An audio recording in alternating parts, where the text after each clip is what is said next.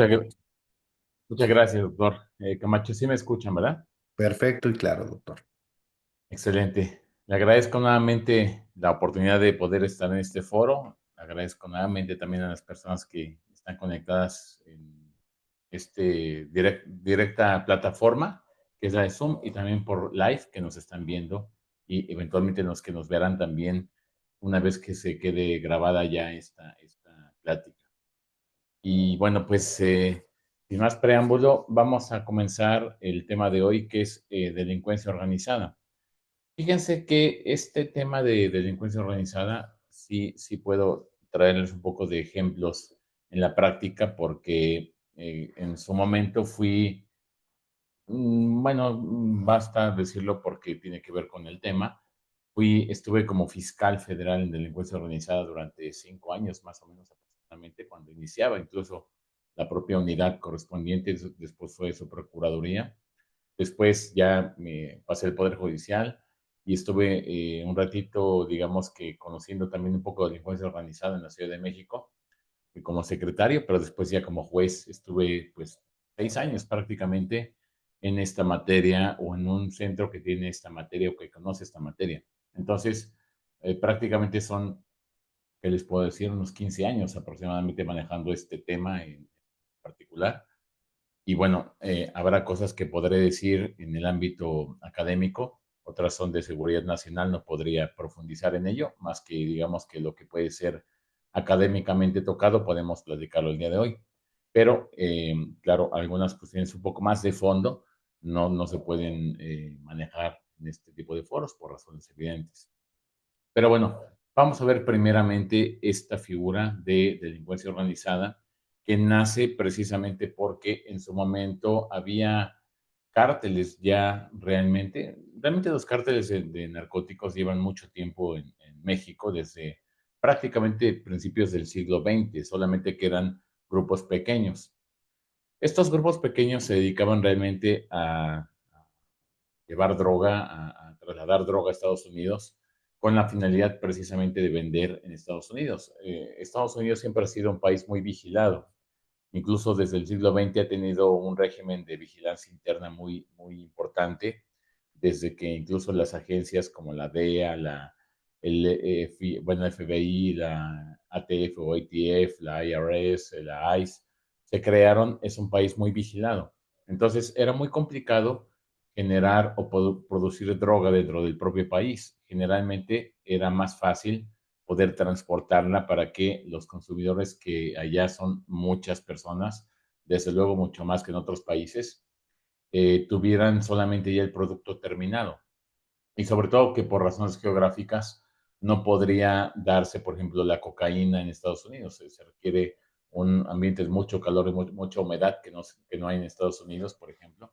Y algunos lugares también, por ejemplo, en México, que permiten que pueda cultivarse la marihuana, por ejemplo, también el opio o lo que tiene que ver con los narcóticos en materia de sembradíos. Ese tipo de narcóticos no se daban en Estados Unidos, se daban un poco más en Estados Unidos las drogas sintéticas, pero bueno, eso fue ya un poco a finales del siglo XX y principios del siglo XXI. Pero vayamos cuando ya no solamente eran pequeños grupos organizados para poder trasladar droga a Estados Unidos, sino que por el contrario, se comenzaron a agrupar de una manera prácticamente como empresa. Entonces, el cártel, digamos que más conocido en el ámbito propio de antigüedad y de fama en México, fue prácticamente el cártel de Guadalajara. Ese cártel de Guadalajara, que seguramente ustedes lo habrán escuchado, es cuando los primeros nombres que son un poco más, digamos, famosos de narcotraficantes, se pueden llamar así porque ya existe sentencia condenatoria respecto a ellos. Algunos, claro, también fallecieron, pero todo empezó, digamos, por 1980 aproximadamente, ya los cárteles más pronunciados, que comenzó con Miguel Ángel Félix Gallardo, desde luego Ernesto Fonseca y Rafael Caro Quintero, que fueron los líderes del cártel en su momento de Guadalajara. Había una forma de poder intervenir en México, que no fuera violando soberanía en esa época, y era precisamente a través de infiltrados. Entonces, en esa época hubo un infiltrado de la DEA, un agente que fue muy famoso en esa época, que era Enrique Camarena Salazar, le decían el Kiki Salazar o el Kiki Camarena Salazar. Él fue un agente de la DEA que mató el cártel, y eso contextualizó una afrenta total de Estados Unidos contra este tipo de cárteles. Entonces, ¿qué pasaba en esa época? Hablamos de 1980, 1990, donde las organizaciones criminales ya eran cárteles prácticamente armados con diferentes ramificaciones. Habría grupos financieros, habría grupos encargados de llevar la droga, otros grupos violentos, digamos células violentas, y todas comandadas por algunas personas en particular. Entonces se dieron personas muy conocidas como pues Amado Carrillo en su momento con el, le decían el Señor de los Cielos, precisamente porque él comenzó a pasar droga a través del aire, y fue una manera en que él comenzó a ser más creativo. Después comenzaron los submarinos hechos con fibra de vidrio, también lanchas, y bueno, comenzaron a proliferar diferentes formas de pasar droga a Estados Unidos. ¿Qué sucedía en esa época? No había una ley que pudiera, digamos, que frenar este avance que estaba teniendo la delincuencia organizada.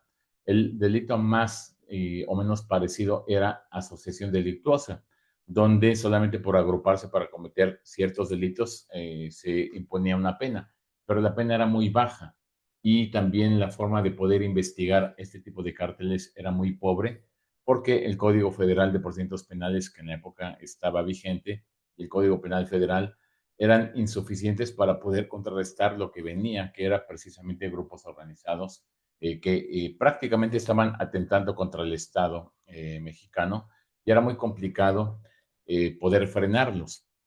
Entonces comienza a gestarse la idea de crear una ley federal contra la delincuencia organizada. Esto comenzó con las ideas de Samuel, bueno, fue uno de ellos, Samuel del Castillo también. Eventualmente fue también Santiago Vasconcelos, quienes llegaron a tener esta primera idea de esta cuestión. Samuel González Ruiz fue otra de las personas muy importantes, que fue de hecho el primer titular de la unidad, Samuel González Ruiz, entre otros grupos de personas que eran muy afines a pensar cómo se podría jurídicamente contrarrestar este tipo de avance que venía. Entonces, el 7 de noviembre de 1996 se crea la Ley Federal contra la Delincuencia Organizada. Esta Ley Federal contra la Delincuencia Organizada trataba de frenar precisamente el avance que tenían los grupos organizados. Entonces, se pensaba que era un régimen del enemigo o un derecho penal del enemigo, porque se decía que era de excepción. Habría ciertos balances o ciertas figuras jurídicas que no eran proporcionales a lo que se buscaba con relación al derecho penal. Entonces decían que era un derecho bastante cruento con relación al derecho penal existente en la época. Pero, ¿qué fue lo que pasó? Se hizo realmente un estudio muy a conciencia respecto de esta ley. De hecho, tuvo un gran ataque de amparos y de acciones de inconstitucionalidad con diferentes artículos que prevía, porque establecía figuras bastante novedosas para la época. En esa época no había estas figuras. Por ejemplo, estamos hablando de la recompensa, los testigos protegidos, los testigos colaboradores, la información anónima, figuras que en su momento no eran muy conocidas y que se crearon a partir de esta ley.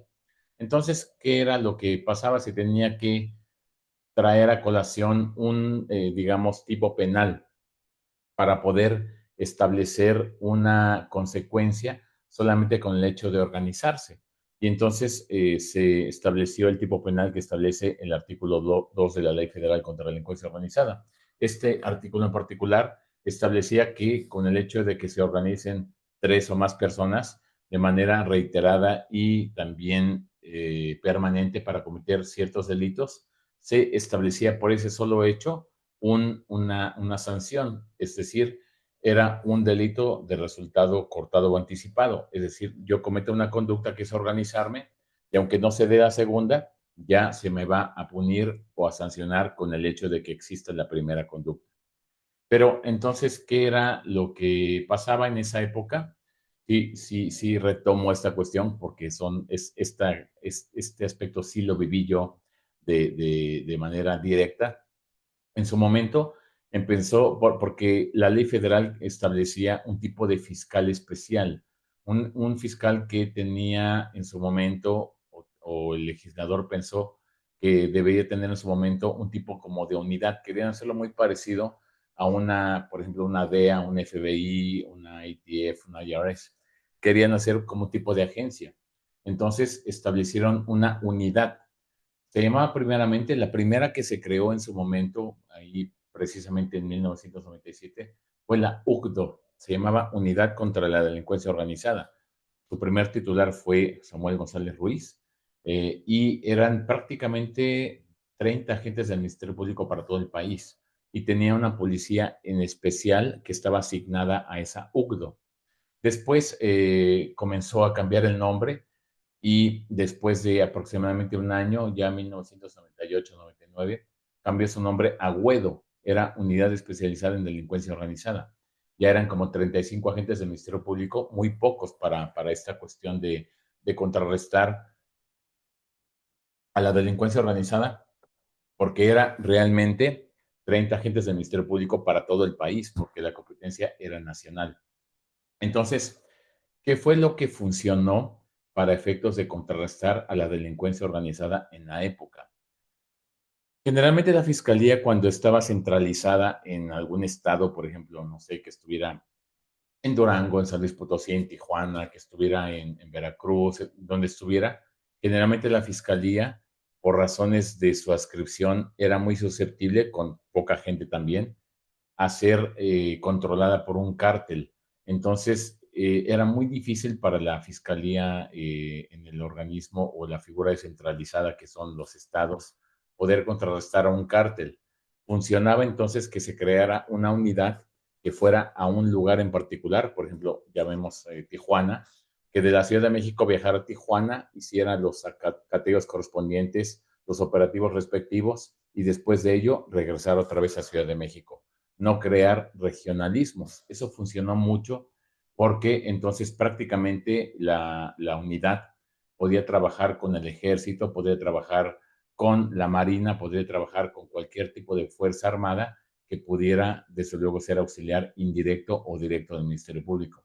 Entonces, los operativos eran muy exitosos porque no llegaba, por ejemplo, la Fiscalía de la Ciudad de México de delincuencia organizada, la GUEDO en su época, y realizaba operativos, no avisaba a ni siquiera a la Fiscalía General de la República en el estado, sino solamente llegaba y llegaba con operativos muy sigilosos con el ejército y la marina, y así fue como se pudieron detener a grandes capos, solamente evitando el centralismo, precisamente, perdón, la desconcentración de que hubiera subsedes de esta subprocuraduría, bueno, de esa unidad en esa época, en los estados. Era mejor que estuvieran todos concentrados en la Ciudad de México y se mandaran operativos para ello.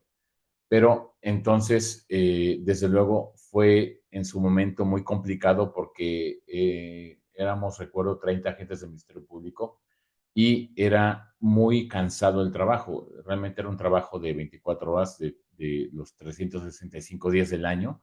No había descansos, entonces era muy, muy extenuante para los fiscales. Se tuvo que pensar en modificar precisamente la estructura de la PGR en esa época para subirla a un rango de subprocuraduría. Y entonces fue cuando ya se le dio mayor auge a la unidad. Se creó también ciertas unidades, pero ahora especializadas en narcóticos, por ejemplo, bueno, contra la salud, en operaciones con recursos de procedencia ilícita, en tráfico de armas, tráfico de menores y de indocumentados, secuestros. Entonces había diferentes unidades. Creció la unidad y ya no era una unidad, ya era una subprocuraduría. El primer nombre que tuvo era CIEDO, que era Subprocuraduría de Investigación Especializada en Delincuencia Organizada. Después se llamó CEIDO, que era Subprocuraduría Especializada en Investigación de Delincuencia Organizada, y actualmente es la FEMDO, que es la Fiscalía Especializada en Materia de Delincuencia Organizada. Pero este crecimiento que ha habido, porque actualmente son más de 500 fiscales, bueno, personal en general que tiene esta fiscalía, ya ha crecido de una manera muy grande desde 1997. Pero ¿qué era entonces lo que se buscaba? ¿Por qué crear una unidad que tuviera que hacer operativos en diferentes partes del país para llevar a cabo precisamente este tipo de diligencias y no crear regionalismos, venir otra vez a la Ciudad de México? Era muy importante porque siempre era muy fácil que un fiscal o un policía pudiera, o incluso los peritos, pudieran ser manipulados, amenazados por un cártel regional. Entonces, generalmente por eso se hacía este tipo de viajes. Era muy seguido y todavía se sigue haciendo porque la FEMDO tiene su sede en la Ciudad de México. Ha funcionado este esquema de que esté centralizado en la Ciudad de México y que solamente haga operativos a distancia y venga otra vez para que no cree ningún tipo de regionalismos. Entonces, bueno, ¿cuál era la cuestión diferente aquí? ¿Qué se tenía que investigar? Precisamente los delitos que tuvieran mayor auge en materia de seguridad nacional. Primeramente eran los delitos en materia de terrorismo, que esos fueron los primeros que se tomaron en cuenta, sobre todo un poco por la presión de Estados Unidos. Contra la salud, claro, por supuesto, en su modalidad de tráfico de narcóticos a gran escala, falsificación o alteración de moneda, operaciones con recursos de procedencia ilícita o lavado de dinero, acopio y tráfico de armas, tráfico de indocumentados, tráfico de órganos, asalto y robo de vehículos. Eran realmente esos solamente delitos que se llevaban a cabo para poder investigar, de tal manera que, por ejemplo, hablemos del homicidio o hablemos de extorsión, mejor. Si había un grupo organizado que se dedicaba a la extorsión únicamente, no entraba al catálogo federal de delincuencia organizada porque la extorsión no estaba en el catálogo del artículo 2 del artículo correspondiente, perdón, de la ley correspondiente. Entonces, para poder entrar directamente al terreno de delincuencia organizada en materia federal, tendré que entrar al catálogo del artículo 2. Entonces, por ejemplo, la extorsión en su momento no acontecía como delito, ni acontece en la actualidad como delito de delincuencia organizada.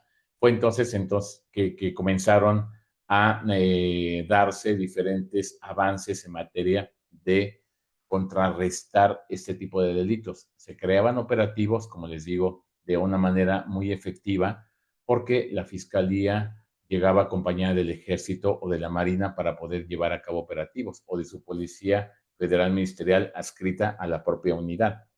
Y cuando se dio esto, los entes criminales o las organizaciones criminales que tienen esta, digamos, característica, que son muy flexibles, se van cambiando conforme el Estado va contrarrestando los delitos que van dándose. Entonces comenzó a atacarse mucho los delitos contra la salud, secuestro, entre otros más. ¿Y qué fue lo que comenzó a gestarse? Como les digo, muchos amparos contra esta ley federal, pero ninguno habría en su momento proliferado porque siempre se ponderaba entre la seguridad nacional y el derecho individual y siempre ganaba la seguridad nacional. Entonces, realmente esta ley no sufrió ninguna declaratoria de inconstitucionalidad de algunos de sus artículos, sino hasta después de muchos años. Pero esta ley realmente ha sobrevivido porque le interesa al Estado que haya un tipo de freno a este tipo de organizaciones. Entonces, por ejemplo, remontémonos ahora a 2004, donde existe la figura de la recompensa. Como la gente no quería denunciar porque eran cárteles o eran secuestradores, pues ofrecían recompensa millonaria para quien diera algún tipo de, desde luego, información para poder atrapar a los entes criminales. Esta ley federal fue una innovación a nivel mundial. De hecho, México fue un vanguardista en este tipo de legislación.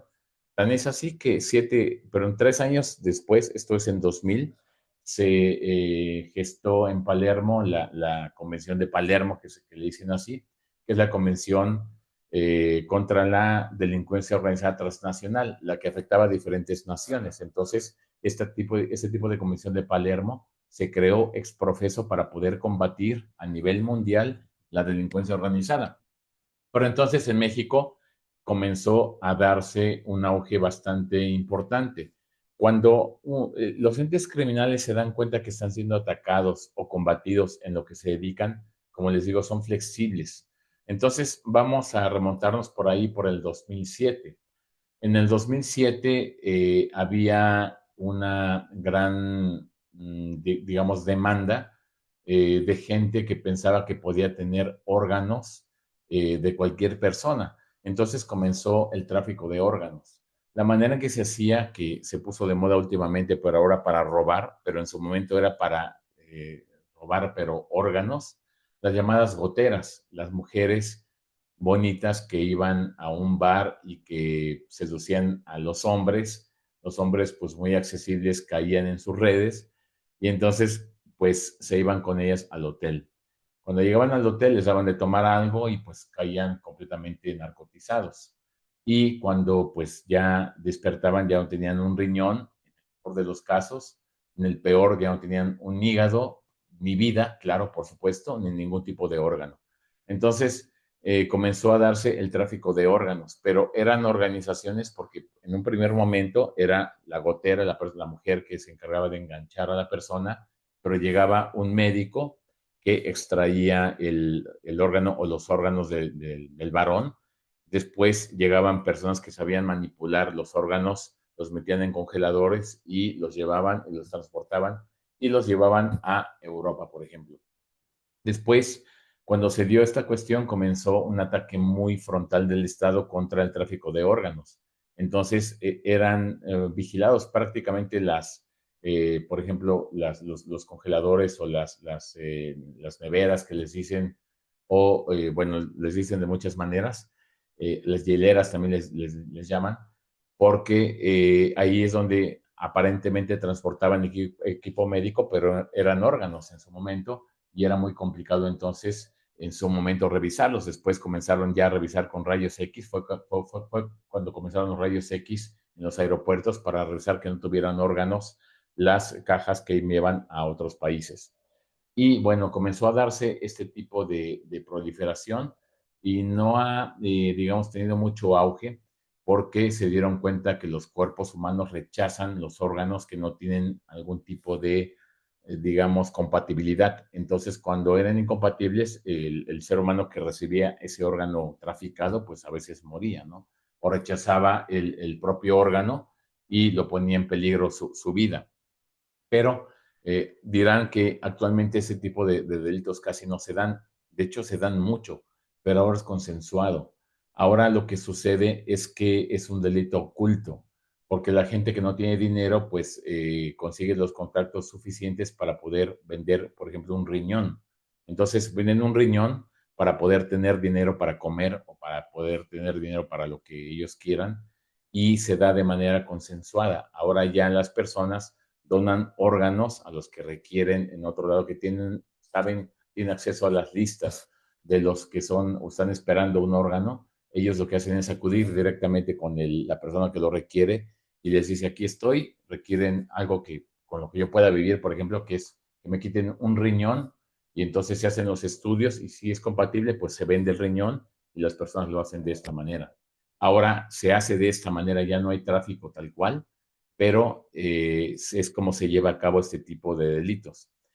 Por eso es que entró al catálogo del artículo 2 el tráfico de órganos en el 2007. Bueno, después en 2009, cuando se comenzó a confundir el delito de conspiracy en Estados Unidos, que era simplemente por organizarse, ya había un delito. Por ejemplo, si yo llamaba de un teléfono a otro diciendo vamos a organizarnos para hacer explotar la Casa Blanca, con ese simple hecho, aunque no lo lleváramos a cabo, ya cometíamos ese delito. Pero en México, el sistema penal mexicano está diseñado para solamente sancionar los actos ejecutivos, no los que son preparatorios. No puedo ser juzgado yo por algo que estoy pensando o hablando sin tener alguna acción en particular.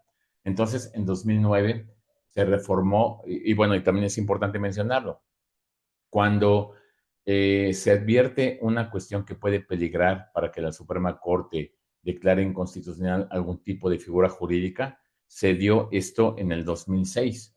En el 2006 se promueve un amparo contra el tipo penal de delincuencia organizada en Chihuahua y la Suprema Corte dice que es inconstitucional este artículo en particular porque es un régimen que no va acorde a la reinserción constitucional que prevé precisamente el artículo 18. Entonces declaró inconstitucional este tipo penal y venían formados diferentes amparos contra la propia ley federal contra la delincuencia organizada. Entonces, ¿qué pasa cuando el legislador o el órgano reformador de la Constitución también advierte que una figura que es muy útil peligra? ¿Qué pasa? Es el mexicanazo. Lo elevamos a nivel de rango constitucional para que no sea inconstitucional. Entonces, en 2009, ante el peligro de que el tipo penal de delincuencia organizada pudiera precisamente ser catalogado como inconstitucional, se eleva a nivel de rango constitucional y se establece en el artículo 16 lo que es la delincuencia organizada, que es una organización de hecho. Le ponen la palabra de hecho para dejar muy claro que no van a sancionar los actos de pensamiento o de palabras, sino que se requiere que exista algún tipo de acción, esto es decir, actos ejecutivos. Entonces, por eso es que en 2009 reforman para que sea una organización de hecho y establece precisamente ciertos parámetros de limitación para las legislaturas estatales. Los órganos legisladores estatales no podrían ya sancionar, no podrían legislar en materia de delincuencia organizada. Fue una facultad que se modificó en el artículo 73 de la Constitución para que fuera solamente el Congreso de la Unión quien pudiera legislar en materia de delincuencia organizada. Esto pasó en 2009, pero en 2010 algunos códigos de los estados, por ejemplo la Ciudad de México, modificó su tipo penal para estar, digamos que a la moda con la Constitución, que había dicho que era una organización de hecho. Y entonces, cuando modifica, por ejemplo, la legislatura de la Ciudad de México, su tipo penal en su Código Penal de la Ciudad de México, para establecer que delincuencia organizada era una organización de hecho, ya era 2010, ya no tenían facultades, era una facultad exclusiva del Congreso de la Unión legislar en materia de delincuencia organizada. ¿Qué pasó? Entonces comenzaron los abogados, algunos tardaron como 3 años en darse cuenta que no tenían facultades la legislatura estatal de la Ciudad de México para poder modificar el tipo penal de delincuencia organizada. Y entonces, ¿qué pasó? Pues lo que sucedió es que el amparo prosperó y dijo, no tienes facultades tu legislatura local para poder legislar en materia de delincuencia organizada, concedo el amparo liso y llano para que quedes en libertad. Y esto pasó en muchos estados de la República. Cambiaron su tipo penal cuando ya no tenían facultades para hacerlo. Y entonces cuando vemos el código penal de cada estado que dice delincuencia organizada abrogado, derogado, es porque se trata precisamente de que la regaron, se dieron cuenta que no podían legislar ya en delincuencia organizada. Cuando cambian el tipo penal, toda persona que pudiera ser acusada por este delito iba a ser declarada en libertad por razones de una violación al principio de legalidad. Y entonces, por esta razón, es que actualmente el delito de delincuencia organizada solamente puede ser regulado y legislado por el Congreso de la Unión, no por los códigos penales estatales. Entonces, en ese orden también se incorporó en el 2009 la figura un poco más desarrollada de los agentes infiltrados. Vamos a ver un poco eso también, a qué se refiere esta locución. Eventualmente también se llevó a cabo ya en el 2010 una cuestión bastante complicada para efectos incluso sociales. Yo creo que de los delitos de delincuencia organizada más cruentos que existen para la humanidad, que es precisamente la corrupción de menores, pornografía infantil, turismo sexual de menores, lenocinio de menores, entre otros más.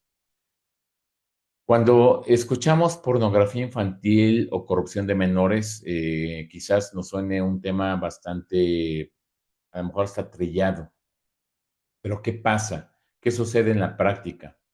Aunque no lo crean, había organizaciones criminales pedófilas que se dedicaban a organizar fiestas a gran escala y llevaban niños para ese efecto, pues para abusar de ellos.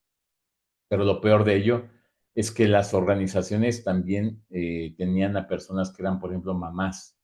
Las mamás llevaban a sus hijos a rentar por cierto tiempo desde bebés para que pues fueran abusados. Les daban dinero a las mamás, no sé si se pueden llamar mamás, pero les daban dinero a las mamás para que alquilaran a su hijo para que fuera abusado sexualmente desde bebé hasta niño.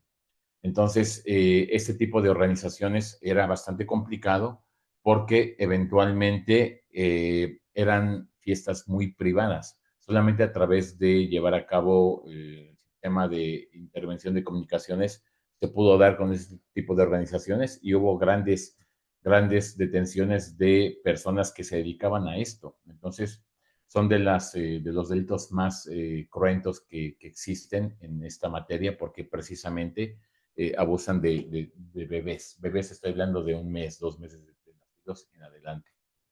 Y bueno, por eso fue que en 2010 se incorporó al catálogo del artículo 2 este delito que es tráfico de menores, pornografía infantil, turismo sexual, lenocinio, robo de vehículos, tráfico de menores, entre otros más. Bueno, en 2011 también se da una transformación de la delincuencia organizada. Como ya estaban atacando o combatiendo mucho los delitos en materia de tráfico de narcóticos, lo que hicieron las organizaciones o los entes criminales fue aprovechar los narcotúneles para ya no solamente pasar droga, sino pasar ahora indocumentados.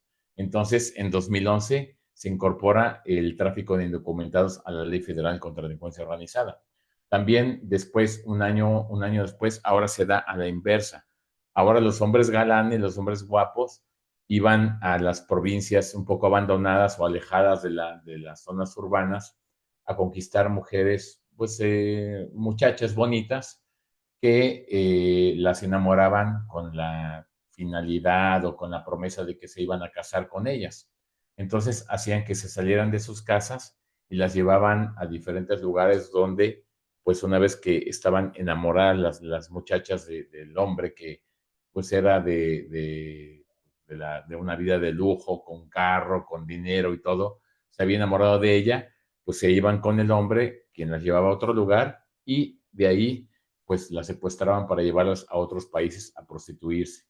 Entonces fue que comenzó a darse mucho este delito, el delito de trata de personas, y en 2012, cuando se dieron cuenta que era una organización transnacional, porque era la inversa. Por ejemplo, en Europa, los hombres guapos enamoraban a las europeas, que eran un poco más apartadas de las zonas urbanas, las traían a Latinoamérica a prostituirlas y viceversa, de Latinoamérica para Europa, y así hacía un intercambio de personas con este tipo de perfiles de que iban a enamorar a muchachas, a jovencitas, y se daba entonces una delincuencia organizada transnacional a nivel de tráfico de personas. Fue que entonces se incorporó precisamente a este artículo 2 el tráfico de personas.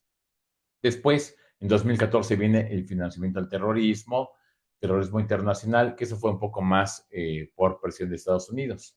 Pero se le ocurre a la delincuencia organizada comenzar a transformarse como dinámica que es, comienzan a analizar qué pasa si nos están combatiendo el tráfico de narcóticos, el secuestro, la alteración de moneda. Pues ahora vamos a picar los ductos de Pemex y comenzaron a escarbar precisamente los ductos de Pemex y primero explotaban la gente porque no sabían cómo sacar pues el petrolífero del ducto. Pero comenzaron a especializarse, trajeron gente que era un poco más conocedora y comenzaron a picar precisamente los ductos de Pemex para poder extraer el petrolífero, ya fuera gas LP, ya fuera gasolina, ya fuera diésel. Entonces, ¿qué pasaba? Hay un sistema nacional que está muy interesante. Tuve oportunidad de poder visitar esa área cuando era juez en delincuencia organizada. Nos hicieron prácticamente un paseo por las zonas de seguridad nacional. Por eso les digo, algunas cosas se puede contar y otras no, pero esta sí se puede contar. Es un sistema que se llama LICLAP, que tiene Pemex, que es una República Mexicana grandotototota, así de tamaño de un muro grandísimo, donde viene señalado todos los ductos de Pemex. Entonces, cada vez que hay una baja de presión, suena una alarma para que, pues, eventualmente llegue la policía, detenga a las personas y puedan tapar ese ducto que fue perforado. Tuve la oportunidad de ir en dos ocasiones. La primera vez que fui, digamos que comenzaba este delito y se escuchaba la alarma cada media hora. Por ejemplo, ya en Veracruz, ahora en Hidalgo, a la media hora. Y después, una hora después en Cosamaloapan, ahora en Minatitlán, ahora en Coatzacoalcos, por ejemplo. Y después de 2 años volví a ir a esa área y era impresionante cómo se escuchaba cada 3 minutos, cómo sonaban los ductos de Pemex que se estaban perforando. Esto se volvió una especialización de personas que se dedicaban a eso. Y entonces, al menos de los asuntos que tuve, recuerdo que uno en particular llevó un detrimento aproximado de 200,000 millones de pesos en petrolíferos que fueron desviados para fines precisamente individuales, personas que se dedicaban a perforar los ductos y a sacar todo el petrolífero. Entonces, por eso de repente había escasez de gasolina, de repente venía la gasolina un poco contaminada, perforaban los ductos y no había forma de poder contrarrestar esto. Entonces, pues el Estado mexicano eventualmente, como lo saben, cerró los ductos y lo llevó por pipas y bueno, tuvo diferentes soluciones para poder llevar a cabo o frenar ese tipo de delitos. Pero en 2014 ingresó a la Ley Federal contra la Delincuencia Organizada. En 2016 hubo cambios significativos en esta ley porque se llevó precisamente la incorporación del tráfico de personas y también había, por ejemplo, asuntos que no se habían volteado a ver y que todo el mundo sabíamos, las llamadas narcotienditas. De alguna manera sabíamos nosotros que en algún lugar que conocíamos cerca de nuestra casa o lejos vendían droga en ese lugar y también en ese lugar y en ese lugar y en ese lugar. Y entonces había ya, estaba prácticamente alguna ciudad o muchas ciudades estaban infestadas prácticamente de narcotienditas. Y esto generaba una ganancia multimillonaria a los que eran líderes en su momento de este tipo de narcotienditas. Entonces, una narcotiendita generalmente, por, digamos, un ingreso básico que tuviera, generaba más o menos 9,000 pesos a la semana de ganancia en narcóticos. Imagínense, había ocasiones que, por ejemplo, tuve un asunto en la península que se detectaron 3,000. Era una ganancia de aproximadamente de 300 millones de pesos a la semana de las narcotienditas que tenía precisamente ese tipo de delitos. Entonces, por eso ingresó narcomenudeo en el 2016 al catálogo del artículo 2. También ingresó el contrabando y los relacionados con hidrocarburos, pero ya en la ley general.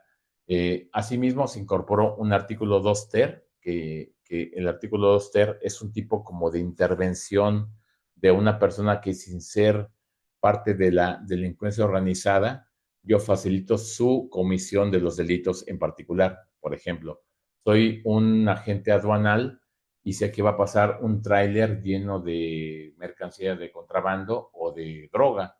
Entonces yo en lugar de revisar me volteo y dejo que pase el tráiler y me dan mi dinero. Yo no soy de la organización, pero yo facilito que pase el tráiler con el cargamento. Ese tipo de intervención del artículo 2 ter generaba precisamente este tipo de, digamos, punición o sanción que sin ser integrante de la organización yo favorecía a su propia finalidad. También se confirió la prisión preventiva oficiosa en 2016 y, bueno, auditorías de contribuyentes, operaciones encubiertas y las reglas de valoración libre y lógica. Y bueno, en su momento también, en 2017, creo que se tardó demasiado, demasiado el Estado mexicano en detectar esta cuestión. Ingresan los delitos contra el ambiente. ¿Y esto por qué les digo que demasiado? Tuve un asunto en Altiplano donde diferentes personas habrían llevado una tala masiva de árboles en las lagunas de Zempoala. que es un sitio que está, es un bosque cerca de la Ciudad de México, Estado de México, pero fueron 10,000 hectáreas. Esto ocasionó que, porque era un pulmón muy importante para el país, 10,000 hectáreas es una zona grandísima y sin ningún tipo digamos, control, talaban árboles. ¿Por qué? Porque tiraban el árbol, la madera que fuera fina o fuera preciosa o fuera una madera común, lo hacían para efecto de fabricar muebles y venderlos muy baratos a la gente. Entonces vendían la madera ya, digamos, trabajada. Los aserraderos estaban encima de las colinas de los cerros y entonces tiraban los árboles e iban a los aserraderos y ahí mismo llevaban a cabo, digamos que el trabajo de la madera y vendían muebles baratísimos a la gente que en ocasiones son los que vemos en la calle que venden a 500 pesos o 700 pesos. Es producto de una tala de árboles desmesurada.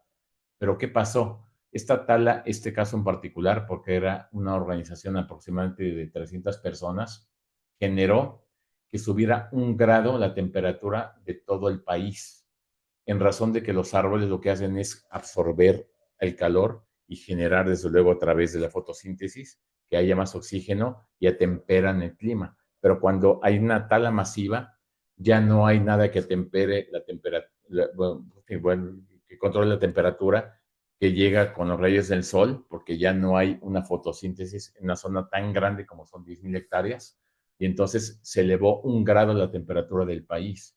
Entonces, tardó demasiado el Estado mexicano en darse cuenta que este delito era gravísimo y, de hecho, todavía no cataloga como de una manera tan exacta la tala de árboles, sino más bien se dedica a sancionar lo que son especies marinas, fauna o flora que sean traficadas. Es decir, por ejemplo, los loritos de cabeza amarilla que venden en Tabasco, por ejemplo, son unos loritos muy bonitos que hablan 10 veces más rápido que un loro normal, pero que están en peligro de extinción, pero los cazan en su hábitat y los venden pues, a precios baratísimos y la gente los compra.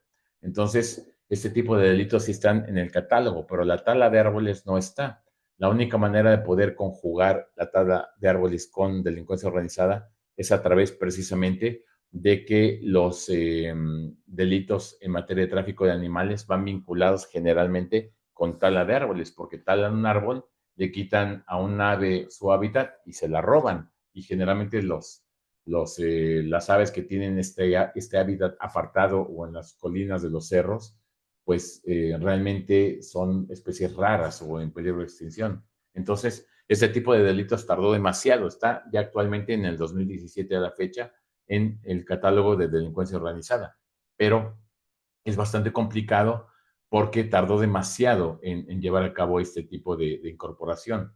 Entonces, por eso es que actualmente sí se está contrarrestando este tipo de delitos, pero, por ejemplo, pasó la desgracia de que nos dejaron sin 10,000 hectáreas de un bosque, que era una gran ayuda para la temperatura en México y por eso sentimos tanto calor, porque estamos talando árboles sin ningún tipo de limitante más que precisamente querer sacar dinero a través de este tipo de actividad ilícita, porque la delincuencia organizada lo que busca precisamente es siempre obtener dinero de cualquier manera.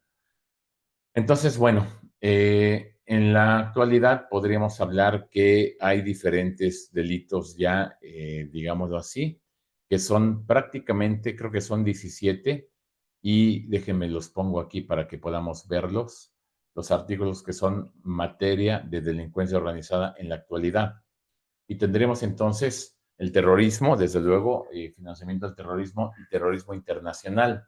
Contra la salud, el tráfico, comercio, transporte, posesión con fines de comercio, desvío de precursores, etcétera.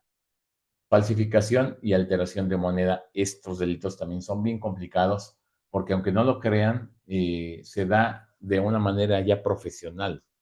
Las organizaciones lo que hacen ahora es diversificarse. Por ejemplo, hay personas que consiguen el poliuretano, que es el papel con el que se crean los billetes, otros que imprimen el fondo, por ejemplo, otros que se dedican a imprimir el relieve, por ejemplo, las figuras, que lo hacen generalmente en las máquinas, en las impresoras. Dirán ustedes qué fácil es poder fotocopiar un billete y poder falsificarlo. No es tan fácil. Si hacen un experimento ustedes y en su impresora o en su escáner quieren escanear un billete, no van a poder, porque los sistemas de las impresoras y los escáneres están diseñados para que todo lo que detecte un billete no lo saque. Entonces no van a poder imprimirlo. Pero ¿qué hacen estas organizaciones? Esos chips los alteran para que puedan copiar precisamente o fotocopiar billetes y, como les digo, unos consiguen el poliuretano, otros imprimen con las impresoras de inyección a tinta o a láser las figuras, otros hacen el relieve, otros consiguen el barniz que cambia de color, no tanto como tornasol como los billetes normales, pero que tiene tanto brillo que se confunde. Otros hacen las placas que, por ejemplo, generan el relieve que parece, por ejemplo, el que tocamos en los billetes. No hacen la figura idéntica, pero como es un relieve, el tacto del dedo no logra dimensionar que es una figura diferente a la que vemos, pero es el relieve que se hace. En otros casos también, con los billetes de la generación F y H de los de 500 pesos, por ejemplo, antes tenían unas cintitas, no sé si se acuerdan que es unas cintitas que uno decía una pequeña ranura y jalaba la cintita y lo hacíamos como para jugar, para sacar la cintita. Pues lo que hacían estas organizaciones es que sacaban esa cintita, la partían en tres porque el billete original no pierde su valor sin la cintita. Entonces quitaban la cintita, este billete valía y hacían otros dos más con esa cinta porque lo pegaban aquí o lo incrustaban en el papel que habían hecho. Entonces hacían tres billetes de uno original. Y esto, pues, causó un detrimento bancario. Por eso también, bueno, bancario, no, más bien económico en el país.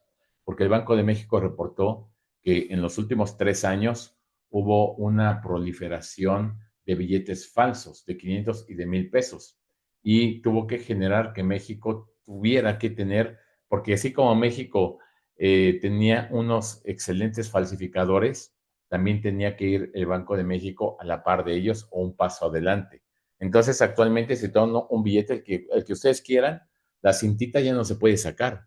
La cintita ya está fusionada con el papel y eso es precisamente para que no se pueda sacar una cinta. Entonces, si quieren sacar una cinta, no van a encontrar nada porque son talleres específicos mexicanos que se dedican a crear el poliuretano ya con el papel y el color que va al billete, pero además la cinta es precisamente inextraíble porque ya está fusionada con el papel. Si quieren extraerla, tienen que romper el billete. Entonces, actualmente ya es más complicado llevar a cabo ese tipo de actividad. Pero las organizaciones hace algunos años lo hacían muy fácil, sacaban la cinta y lo hacían de esta manera.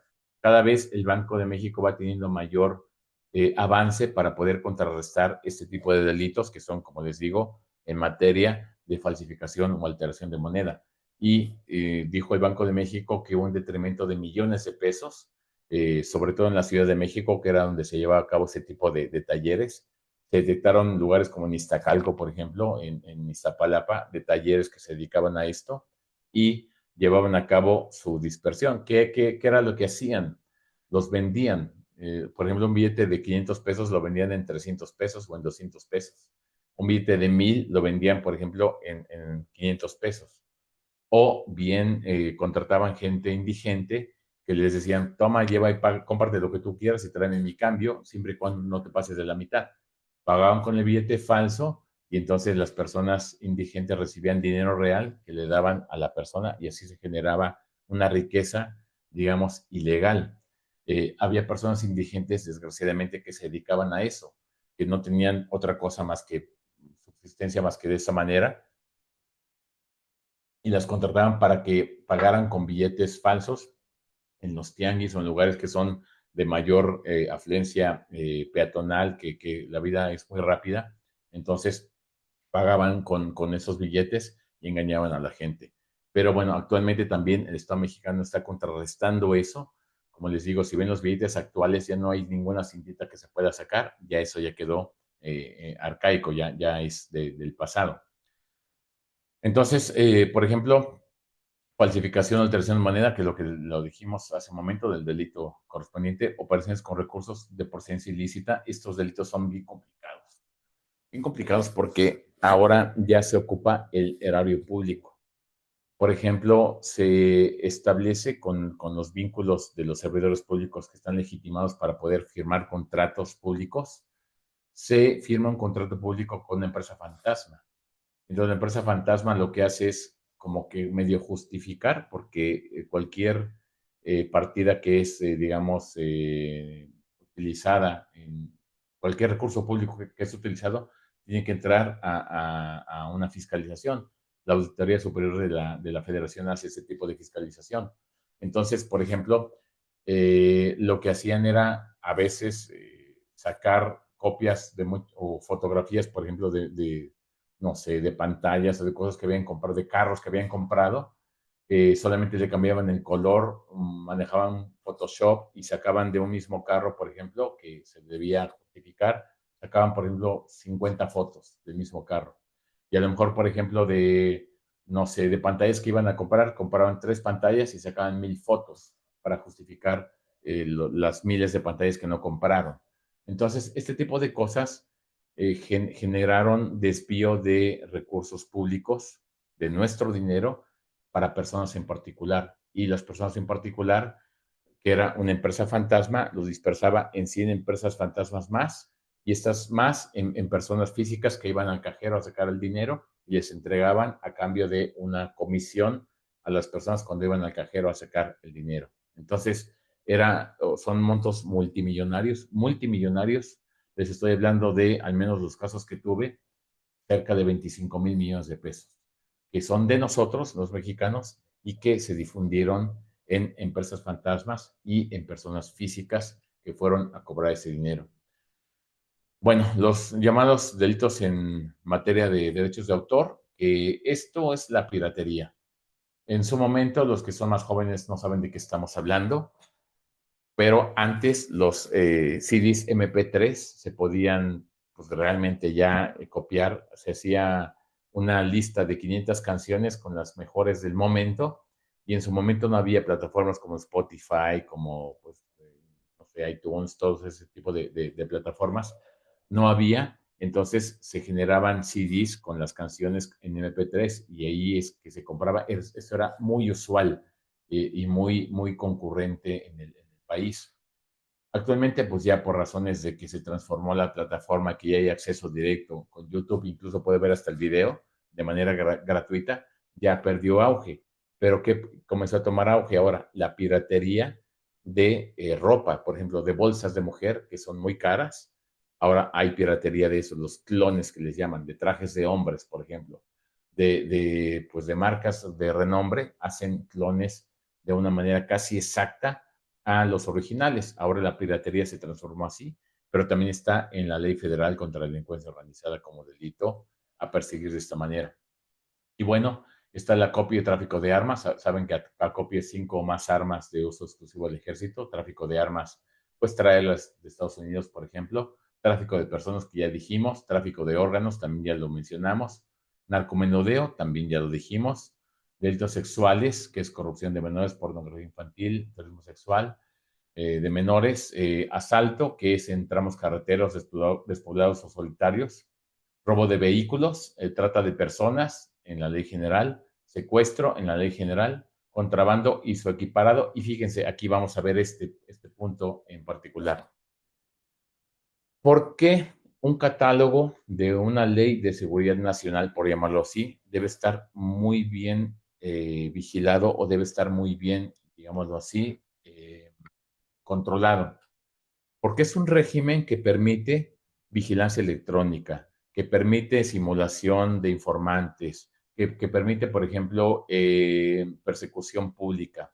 Me refiero a drones, ese tipo de cuestiones. Permite intervención de comunicaciones privadas. Permite, por ejemplo, cateos para prender a alguna persona. Permite agentes encubiertos. Ese tipo de cosas es régimen precisamente de excepción. Entonces debe haber una ponderación. No se puede meter todo a delincuencia organizada, porque entonces sería un régimen realmente no excepcional, sino general. ¿Qué pasó? De repente el Estado mexicano tiene aciertos, pero de repente no. ¿Qué fue lo que comenzaron a meter ya de últimas fechas? Los delitos en materia de, por ejemplo, facturas falsas, contrabando y defraudación fiscal. Los quisieron, bueno, más bien los ingresaron al catálogo de la Ley Federal contra la Delincuencia Organizada, pero realmente había un estudio a profundidad de esta cuestión. La verdad es que no.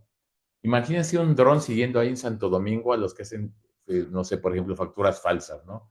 O imagínense, por ejemplo, ahí un agente encubierto para ver si la factura que me están dando es auténtica o no es auténtica. Era una exageración. Y la Suprema Corte definió esto precisamente como una desproporción.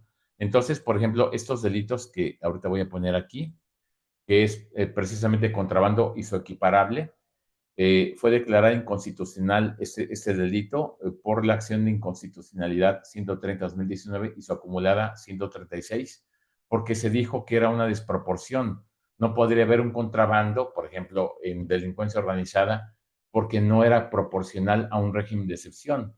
Lo mismo pasó precisamente con la defraudación fiscal general y, bueno, genérica y equiparada por más de 8 millones de pesos, porque se decía que no podría haber una, por ejemplo, organización dedicada a defraudar al fisco. Eso lo hace un contribuyente de manera individual o a lo mejor en coautoría, pero no como organizados. También los, como les digo, comprobantes fiscales falsos también fue declarada inconstitucional. Entonces, realmente de 17 artículos que tenemos en la ley federal, tenemos que solamente 14 han proliferado o han sobrevivido, porque los demás han sido materia de escrutinio judicial y no han pasado el test de proporcionalidad. Entonces, ¿qué pasa? Tenemos que tomar este régimen realmente como algo muy, muy importante. Bueno, perdón, me faltan dos delitos más, son realmente 19, y es en materia de hidrocarburos, como habíamos dicho, sustracción de hidrocarburos, aprovechamiento ilegal, compra, transporte, comercio de hidrocarburos. Delitos contra el ambiente, que fue de lo último que se ingresó, que es tráfico, posesión, comercio, acopio, introducción o extracción del país de fauna silvestre.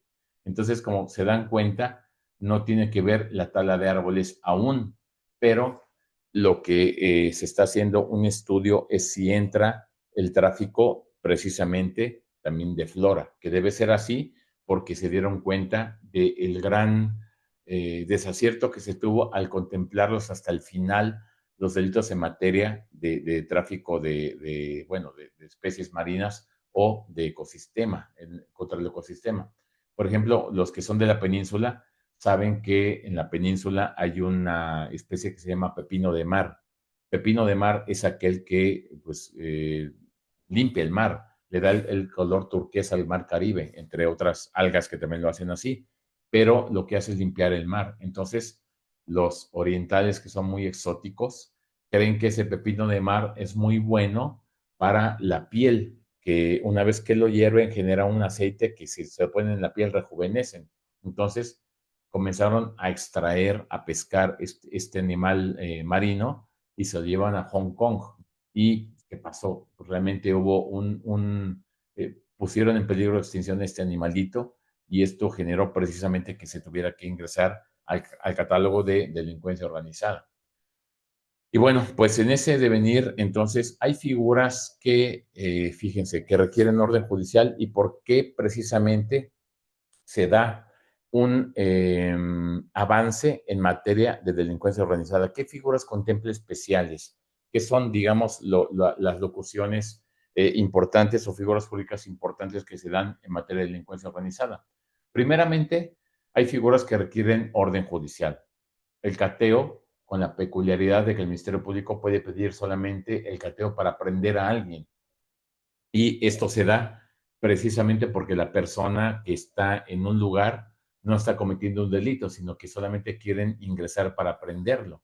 Cuando se da este tipo de cuestiones, yo como juzgador, yo pedía que grabaran precisamente la diligencia para que no hubiera atropellos al respecto. También se dan, por ejemplo, la intervención de comunicaciones privadas. Esto ya no tiene que ver tanto con la Ley Federal contra la Delincuencia Organizada, sino con el Código Nacional. y hablamos de la extracción de información, que es la contenida en los teléfonos y la entrega de datos conservados. Habíamos dicho en otros foros que extracción de información es que con una orden judicial me extraen lo que tengo en mi celular y en la plataforma, en la nube. Entonces, es una forma de poder acceder a cuestiones que yo, pues de alguna manera, guardo en mi celular. Y bueno, dirán cómo lo hacen. Actualmente hay formas de poder desbloquear las contraseñas, aunque los equipos últimos que han habido ya no han podido hacerlo y solamente entran a cosas muy básicas. Y para poder llevar a cabo la extracción es una cuestión bastante interesante. Les digo que en esas áreas acudí para poder ver cómo se hacía logísticamente y también cuando era fiscal lo hacía, cuando lo ordenaba un juzgador, que era precisamente que meten el teléfono en una celda, que precisamente es como un cuarto que tiene cualquier tipo de bloqueador para que no entre ninguna señal. Imagínense que estén extrayendo la información y entre una llamada telefónica o de alguna manera pueda enviarse o pudiera entrar la persona a desbloquear por ejemplo, el candado de WhatsApp y borrar sus mensajes, ¿no? Entonces se lleva en una zona que es estéril para efectos de poder llevar a cabo ello. Y la entrega de datos conservados es precisamente lo que se contempla en la plataforma, pero que guarda tanto nuestra exploración en WhatsApp, en Facebook, en TikTok, todo lo que hacemos o en Google o todo lo que hacemos en el teléfono, lo envía a una antena y esa antena lo regresa para que nos dé señal. Esa señal genera precisamente una ubicación con 50 metros de falibilidad, lo que quiere decir entonces que si queremos nosotros huir de algún tipo de, por ejemplo, los secuestradores que decían, yo no estuve allí, me están inventando, me están confundiendo, la fiscalía demostraba que el teléfono que pues él portaba era de él, registrado a su nombre, o bien a lo mejor no a su nombre, pero utilizado, por ejemplo, cuando llamaban de un banco y decían, hablo con el señor tal, sí, sí, soy yo. Entonces podían acreditar que esa línea era de él y al hacer un seguimiento georreferencial, se daban cuenta que hubo un movimiento de él desde que privaron de la libertad a la víctima hasta donde le mantuvieron en cautiverio. Entonces la fiscalía demostraba que ese teléfono recorrió precisamente la ruta de la víctima hasta el lugar donde estaba en cautiverio y ahí es donde precisamente llevaron a cabo el operativo para poder rescatar a la víctima. Entonces, esta entrega de datos conservados es una figura vanguardista del Código Nacional de Procedimientos Penales. Y bueno, pues tenemos también figuras, por ejemplo, la localización en tiempo real. Esto ya se da en el Código Nacional precisamente para que la persona pueda eventualmente ser localizada. Anteriormente la figura era muy compleja porque este tipo de orden se tiene que dar, se tienen que otorgar de inmediato. Entonces, para que se puedan dar de inmediato, se requiere precisamente una petición del fiscal.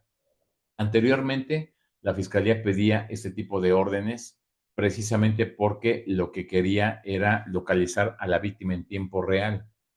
Nosotros como jueces que empezamos en el sistema, cuando venía una petición de esta naturaleza, estábamos en la audiencia y salíamos de la audiencia, interrumpíamos la audiencia porque era urgentísimo. ¿Por qué? Porque teníamos que legitimar que la fiscalía estuviera llevando a cabo una georreferencia, un seguimiento georreferencial para poder localizar a la víctima. Entonces, a veces se iban las órdenes con faltas de ortografía y con cosas mal hechas porque la sacábamos en media hora. Era rapidísimo para que pudieran localizar a la víctima. Pero era más importante la orden judicial, que casi si yo hubiera estado en la calle, casi me atrevo a decir que lo hubiera hecho en un papel de estraza, con tal de que pudieran llevar a cabo la intervención inmediata.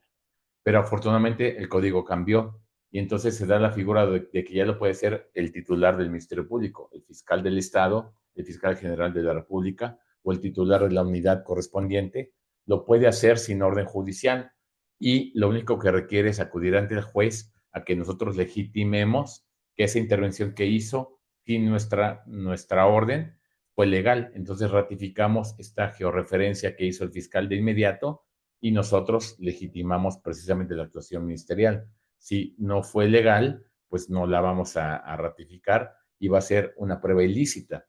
Pero lo puede hacer la Fiscalía ahora ya de manera inmediata y ya solamente pasa con nosotros para que ratifiquemos y demos anuencia precisamente en este tipo de aspectos. Por otro lado, hablemos ahora de lo que tiene que ver con los delitos en materia de, bueno, ya hablamos del tiempo real, ahora vamos a hablar aquí de las figuras especiales. Primeramente, la FEMDO, que es la Fiscalía en materia de delincuencia organizada, son los únicos fiscales legitimados para poder utilizar las herramientas previstas en la ley. También hay un cuerpo técnico de control para la intervención de comunicaciones privadas, está en Río Consulado, en un área que obviamente no se puede decir, pero que se dedican precisamente a ese tipo de intervenciones. Se coordinan con la Secretaría de Hacienda, generalmente es la Unidad de Inteligencia Financiera, y también se llevan a cabo operaciones encubiertas. Y esto es lo que vamos a ver en su momento. Vamos a ver primeramente las figuras del artículo 11.1 bis, recompensa, testigos protegidos y colaboradores y arraigo. Pero vamos a ver estas figuras en particular cuando hablamos de agentes encubiertos. Voy a dar una plática de esta serie de cursos en materia de agentes encubiertos. En este caso en particular, es importante mencionar que los agentes encubiertos, estamos hablando de personas que van a ser infiltrados en la delincuencia organizada precisamente para poder tener información respecto a lo que es la organización. Entonces se les permite que puedan ingresar a las filas criminales, pero con una limitante. No pueden hacer más allá de lo que se les autorice. Dirán ustedes, ¿pueden matar? ¿Pueden, por ejemplo, secuestrar? ¿Pueden hacer ese tipo de cosas? No. Generalmente entran en las categorías más bajas, como halcones, como choferes, como mecánicos de la organización. Y lo que hacen ellos es solamente estar viendo qué pasa alrededor para ir a declarar eventualmente quién es quién en la organización. Entonces, son personas que tienen un régimen de vigilancia, de examen muy, muy arduo que hacen en su persona, y precisamente lo que se busca es que no tengan algo que tenemos muchos los seres humanos, o que lo tengan al menos en nivel controlado, que es el ego humano. Porque si somos muy egocéntricos, ¿qué es lo que va a pasar? Vamos a querer presumir a todo mundo que somos agentes infiltrados, confiados, y vamos a perder precisamente el rumbo que es que seamos personas completamente secretas y confidenciales. Entonces escogen perfiles que no tengan un ego muy desmesurado para que los policías federales ministeriales, que es generalmente las personas que llevan a cabo este tipo de intervención, se trate de personas que tengan sobriedad para ese tipo de acciones y entonces puedan llevar a cabo este tipo de operaciones encubiertas. Y puede ser, como aquí dice la lámina, puede ser precisamente para una orden de aprehensión o orden de detención con fines de flagrancia, perdón, caso urgente y cateos. ¿Y qué pasa? Se le va a dar una clave numérica al agente encubierto. Solamente lo van a conocer, fíjense quién, el fiscal general, que es el fiscal general de la República, el subprocurador, que es el fiscal de la FEMDO, el titular o la titular de la Secretaría de Gobernación y el propio agente encubierto. ¿Por qué razón no puede tener más información más personas? Porque se podría delatar esta cuestión. Y bueno, hay una sexta persona que es el juez de control que va a llevar a cabo el desahogo de esta declaración. ¿Qué pasa en la práctica? ¿Cómo podemos asegurarnos que la gente encubierto sea precisamente la persona que es el número 3, por ejemplo, en su clave numérica? Porque el número 3 primeramente pasó con nosotros para identificarse como el nombre tal, el nombre real que tiene y su número 3. Los jueces de control en delincuencia organizada vamos a verificar precisamente que esta cara que estamos viendo aquí en esta credencial del INE, vigente y real, concuerde con la persona que tenemos aquí. Le preguntamos su nombre, fecha de nacimiento, su CURP, y ya una vez que coincida esto, vamos, digamos que a hacer constar que esta clave numérica 3 corresponde a esta persona. Los datos personales de este agente encubierto se guardan en el seguro del juzgado, que no tiene acceso ni siquiera al secretario, solamente el juez de control.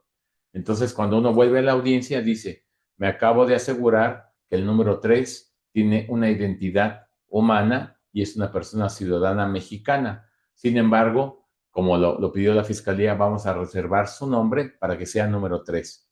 Lo pasamos al área de testigos protegidos, donde su voz y su imagen se va a difuminar para que pueda declarar libremente y poder realmente poder expresarse sin ningún tipo de miedo a que el propio conglomerado lo puede identificar. Puede ser que declaren contra el líder y esté el líder en la sala de audiencias y si lo ve, pues lo va a matar. El gran problema de esto o la gran cuestión que hubo fue que México tuvo que aprender de experiencias bastante tortuosas en su historia para poder llegar a ese tipo de asignación especial secreta o confidencial de su nombre. Hace algunos años, y yo creo que recuerdan, que detuvieron al líder de un cártel en un condominio en Cuernavaca. Voy a dar solamente el mote que es de apodo El Barbas. Esa persona la detuvieron en Cuernavaca, en un inmueble, en un edificio de prestigio de Cuernavaca, y era muy buscado. Y entonces cuando llega la Marina por él, él se rehúsa a ser detenido, comienza una balacera y pues la Marina llega con todo, pues, la caballería y pues llegan y lo matan. Lo matan a él y a todos sus sicarios. Entonces, como era una persona muy buscada, el Estado mexicano, muy ingenuo en aquella época, dijo, este operativo corrió a cargo del capitán tal y dio el nombre completo del capitán de la Marina que participó en esa detención. ¿Qué sucedió después? Que no sabemos realmente qué pasó ahí. Yo ya estaba en el Poder Judicial, pero yo no sé qué pasó en ese caso en particular, pero aparecieron fotografías del cadáver de esa persona, de ese líder de ese cártel, con los billetes pegados en su cuerpo con sangre. Entonces lo tomaron como una afrenta personal. ¿Qué fue lo que pasó? Como dieron el nombre completo de este agente de la Marina, de ese capitán de la Marina, al otro día mataron a toda su familia. Lo dejaron vivo a él, pero a toda su familia la mataron. Entonces es precisamente el exceso que tienen ellos cuando se ven burlados, es decir, pueden saber que se está haciendo un trabajo y ser respetados, pero cuando se llega a este aspecto que puede ser incluso de burla o de afrenta, pues ya se hace personal. Entonces, este tipo de historia tortuosa, muy cruenta que pasó en México, llevó a este tipo de modificación legislativa. El agente encubierto debe tener una asignación numérica, no puede tener el nombre, no se puede identificar con su nombre, porque en cuanto lo reconozcan, le van a matar a su familia. Tienen ellos expertos en poder localizar a personas donde sea. Entonces, por eso es que se protege mucho la identidad de esas personas. Realmente sí ponen su vida y la de su familia en peligro. Entonces, por eso se asigna esta clave de asignación a los agentes encubiertos. Y bueno, pues incluso si se dicta auto de no vinculación a proceso, y si interpone apelación, puede subsistir la confidencialidad de su nombre hasta que se resuelva el recurso. Incluso resuelto, puede ser que la fiscalía pida que se mantenga en confidencialidad. Y bueno, y dirán, ¿por qué razón es que se va a dar este tipo de conocimiento a la secretaria de Gobernación, por ejemplo? Porque va a haber un cambio de identidad. Va a tener un nombre y se le va a permitir que cambie la identidad precisamente por su propia condición de agente encubierto. Entonces, va a ser muy raro. Antes se llamaban agentes infiltrados y eran agentes infiltrados, no había regulación en la norma, sino solamente en acuerdos del procurador y se decían nombres de animales. Uno era antílope, otro era serpiente, otro era dragón. Ahora son números y los números son los que van a subsistir todo el proceso. ¿Qué va a pasar después? Van a cambiar de nombre, ya no se van a llamar así, sino ahora sí con documentos oficiales. Entonces se va a permitir que cambien de identidad y eventualmente los mandan a otro país a que puedan disfrutar de su vida, porque sirvieron a su patria precisamente de una manera casi suicida, porque se metieron a las filas de los entes criminales, de las organizaciones criminales. Entonces, bueno, vamos a ver ahora, para cerrar esta plática el día de hoy, las figuras del artículo 11 bis 1. Estas no requieren orden judicial. Voy a pasar directamente a explicarlas y vamos a ver la primera. Por ejemplo, esta no se requiere orden judicial. Recabar información mediante cualquier herramienta en lugares públicos. Por ejemplo, la Fiscalía y sus auxiliares pueden colocar micrófonos en lugares públicos, cámaras, establecer vigilancias humanas, aparentar ser consumidores de algún establecimiento, vendedores de algún local, etcétera. Ya habíamos platicado en otros cursos de esta serie que estamos dando que hay, por ejemplo, derechos que son elegibles, que son suspendibles y que son disponibles. Por ejemplo, el derecho a la intimidad, que es un derecho disponible. Yo puedo elegir en mi perfil de Facebook o de Instagram o de TikTok quién me puede ver y quién no. Elijo si es privado o si es público. Por otro lado, puedo también determinar, por ejemplo, si en mi casa, si abro las cortinas que me vean de afuera o no, o cierro las cortinas que no me vea nadie. Es un derecho elegible. Los centros comerciales tienen esta connotación, son propiedades privadas, pero por ejemplo hay lugares que son públicos, como precisamente las áreas de comida, ¿no? Donde, aunque es una propiedad privada, el dueño o los socios del centro comercial permiten que la gente entre sin ningún tipo de restricción, más que a lo mejor el horario, ¿no? O seguridad. Pero es un lugar público, aunque es una propiedad privada, es un lugar completamente público. Entonces, allí se pueden colocar, por ejemplo, de repente algunos micrófonos, de repente en los parques, por ejemplo, se pueden poner cámaras, micrófonos, porque son lugares públicos. No se puede hacer en lugares que son privados porque requieren orden judicial, pero en los que son públicos se puede llevar a cabo este tipo de acción o de operatividad, lo permite la Ley Federal contra la Delincuencia Organizada. El otro es seguimiento de personas. Por ejemplo, puede establecer vigilancia física de las personas mediante el seguimiento de ellas en lugares públicos, de tal manera que será viable realizar ese tipo de seguimientos. Por ejemplo, un dron. Y desde luego el dron permite que haya un seguimiento. O puede haber un seguimiento físico, pero no puede acosar a una persona porque ya entra otro tipo de responsabilidad del propio agente.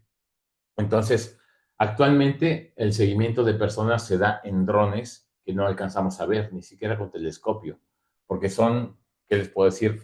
Un tamaño así más o menos los drones, un poquito más, como el doble de esto, que se elevan a 3 kilómetros de altura y no se pueden ver ni con telescopio, pero tienen un zoom tan grande que es como si estuvieran en una segunda, en una azotea de un segundo piso, es decir, se ve casi a ras de piso el zoom que tienen, no lo podemos ver.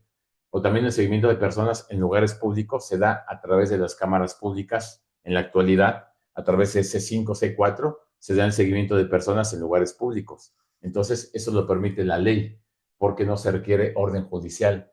Diferente es que la cámara esté apuntando a mi patio, que tenga una barda donde nadie me ve más que con la cámara. Ahí no se puede porque es un lugar privado.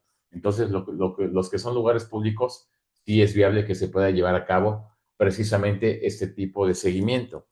Por ejemplo, la vigilancia electrónica es la que se fija en postes, tubos de luz, árboles para vigilar a las personas en lugares públicos. Y como les digo, actualmente se usan las cámaras C4 y C5 para poder dar una vigilancia a las personas y poder seguirlas en la vía pública. También la colaboración de informantes que se permite a la Fiscalía y a sus auxiliares precisamente que puedan dar información. Este tipo de informantes no son testigos protegidos, son solamente personas que fueron castigadas por su jefe, digámoslo así, o por su superior en el ente criminal y quieren delatarlos. Entonces, lo que hacen ellos es traicionarlos, por llamarlo así, y dan información al Estado para que puedan detenerlos. Claro que hay diferentes tipos de informantes según el grado precisamente de credibilidad y hay informantes muy buenos que los tienen muy consentidos del Estado porque dicen, este es un buen informante. La información que da siempre es verídica. Hay otros que solamente quieren ser informantes por ser estrellas, pero no son buenos informantes. Pero como son personas que solamente dan información, se puede permitir el uso de informantes en delincuencia organizada. De tal manera que es viable que digan en un parte policial, por ejemplo, un informante nos dijo que en tal lugar se iba a llevar a cabo un intercambio de droga. Eso es viable, lo permite el artículo 11 bis 1 de la Ley Federal contra la Delincuencia Organizada. Y bueno, también en este devenir tenemos eventualmente lo relativo a los usuarios simulados. Se puede simular que soy usuario de algún servicio, por ejemplo, Internet o a lo mejor de Facebook, por ejemplo, para obtener información, porque a lo mejor también quiero rentar un inmueble y quiero decir que soy quien lo quiere rentar para poder hablar con el dueño de ese departamento para ver quién es precisamente este dueño o este propietario para poder tener información al respecto. Puedo, como les digo, inventar un perfil de Facebook y mandar una invitación de amigo a alguien que estoy siguiendo y ese amigo me acepta y tengo acceso a su perfil ya privado. Es un usuario simulado. Eso se permite, no se requiere orden judicial, de tal manera que la policía puede generar perfiles de alguna manera inventados de Instagram, de Facebook, de TikTok, para poder dar seguimiento a las personas que está investigando. Esto lo permite la propia Ley Federal contra la Delincuencia Organizada. Y bueno, en términos generales, para dar margen a preguntas y respuestas, estos son los temas que se hablan en delincuencia organizada. Desgraciadamente, siempre hay un detrimento en perjuicio de alguien. Últimamente ha habido detrimento en contra del fisco, perdón, del erario público, a través del fisco o a través de precisamente contratos simulados o empresas fantasmas. Entonces, cuando se da este tipo de cuestiones, hay un detrimento del erario público muy grande. Nosotros tenemos un Producto Interno Bruto muy grande como país, pero cada vez que se va desviando el recurso, digamos, a fines delictivos o ilícitos, va mermando nuestro Producto Interno Bruto. Eso genera que los productos básicos suban de precio y cada vez nos alcanza menos el dinero. Entonces tiene que ver este tipo de inflación que estamos teniendo también con desvío de recursos públicos. Tiene que ver también con, por ejemplo, como les digo, los ductos de Pemex. Tiene que ver todo en un conjunto. Se fabrican billetes falsos, se perforan ductos de Pemex, se desvía erario público. Ese tipo de cuestiones van ocasionando un detrimento al país económico muy grande. Y por eso es que son tan importantes este tipo de delitos y por eso es que son tan digamos, vigilados por la autoridad para que tengan eventualmente una persecución real y efectiva, porque de lo contrario, pues no tardaríamos en ser controlados por la delincuencia organizada. Pues es un tema, digamos, básico, porque se requieren varias horas para poder explicar este tema tan importante, pero doctor Camacho quedo a sus órdenes para lo que estime pertinente. Correcto, doctor Iván. Bueno, preguntan aquí, dice, ¿cómo se integra un delito de narcomenudeo como delincuencia organizada? Y quienes quieran hacer sus preguntas, escríbanla a través del chat. Sí, gracias, doctor. De nada, Gracias doctor. por la pregunta. El narcomenudeo se integra cuando hay una organización. Por ejemplo, puede ser que sea una tiendita, nada más, una narcotiendita. No hay delincuencia organizada, es narcomenudeo. Pero, por ejemplo, que esa tiendita es controlada por una persona y esta persona controla otra y otra y otra, ya es una organización. Hay un líder, hay un director, hay un administrador que lleva a cabo las funciones como tales y tiene, digamos, que mandos jerárquicos, a lo mejor como gerentes, que son los encargados de las tienditas, y a lo mejor subordinados, que son los que venden la droga físicamente. Entonces, cuando hablamos de una empresa criminal donde hay un líder, hay como gerentes, digámoslo así, y hay personas abajo de ellos, es una organización, una jerarquía. Entonces, no importa que sea, por ejemplo, 5 narcotienditas, es suficiente que sean controladas por una empresa criminal para que haya delincuencia organizada. Si es una sola tiendita que vende droga por sí misma, que es muy difícil porque generalmente hay protección del Estado y hay protección también de los grupos organizados que son violentos. Digamos, tienen narcotienditas, pero tienen grupos también armados violentos. Entonces, estamos hablando de delincuencia organizada. No solamente es por ser narcomenudeo, sino que puede ser que el narcomenudista sea, digamos, la cadena final de una empresa criminal realmente grande. Correcto, doctor. Preguntan, ¿quitarle las aletas a los tiburones, posteriormente venderlas, entraría en el delito de delincuencia organizada? Sí, pero tiene que ser digamos, le dicen, una especie de fauna que esté en veda como peligro de extinción o protegida por algún régimen especial, ya sea nacional o internacional. Entonces, no cualquier tiburón. Si es un tiburón, por ejemplo, que no está en peligro de extinción, ni está en veda, ni nada, no podría darse este delito. Podría darse otro tipo de delito con relación a maltrato animal, por ejemplo, o podría darse un delito que tiene que ver con, a lo mejor, tráfico de animales. Pero delincuencia organizada tal cual tiene que ser alguna especie de fauna que tenga que ver con, como lo dijimos, que estén declaradas en veda, en peligro de extinción, o a lo mejor con, por ejemplo, protegida por algún tratado internacional o alguna norma oficial mexicana que dé esta connotación. Entonces, no cualquier tipo de tiburón. Correcto, juez. Magistrado, dice, bueno, veo que tenemos aquí algunos comentarios a través del Facebook Live. Déjeme ver, se permite por acuerdos estrictos. Pues es que nos hablan ya opiniones personales sobre los carteles también. em, Nos hablan, bueno, pues ya de cuestiones un poco también políticas también, en cuanto a las relaciones de México, en cuanto a las cuestiones de los grupos de los neoliberales, algunas cuestiones, déjeme ver, porque en sí, a través del Facebook Live, no hay preguntas, son comentarios, pero mire, por aquí dicen, ¿a qué se debe que antes eran pocos ministerios públicos en la CIEDO y hacían grandes detenciones? Ok, la verdad es que, híjole, es un esquema bastante complicado.